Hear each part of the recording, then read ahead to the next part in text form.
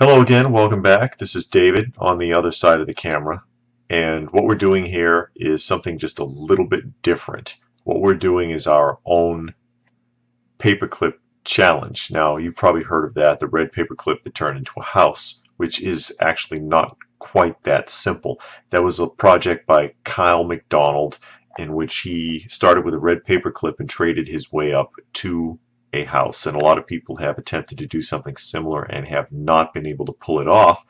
And the reason that they have not been able to pull it off is because the project's a little bit misleading. First of all, this is a project that took Kyle over a year. He had a support group of more than a dozen people and financing. And Kyle McDonald, with that financing and support, was able to meet every person he did a trade with, wherever they were, and do an exchange in person. So anywhere in basically North America, that is the United States and Canada, he was traveling to their destinations. So when he took his red paperclip and exchanged it for a fish pen, which was his first trade, he traveled across the country to get this pen. And that's where it gets a little hairy. See, most people cannot afford to do that sort of a thing, so they cannot continue with these trades. And I have attempted to contact Kyle McDonald. He has a couple of websites, and I've been thoroughly ignored. I guess he'll only speak to you if you're willing to hire him for a speaking engagement, and that's fine. I just wanted to see if he had any advice, but I guess his advice is screw you, do it yourself. And that's fine. So what we're going to do, or I'm going to do, is start with something simple and see how well I do and if I can uptrade and how successfully I can do that. Now, I'm going to start off on Craigslist because Kyle started off on Craigslist.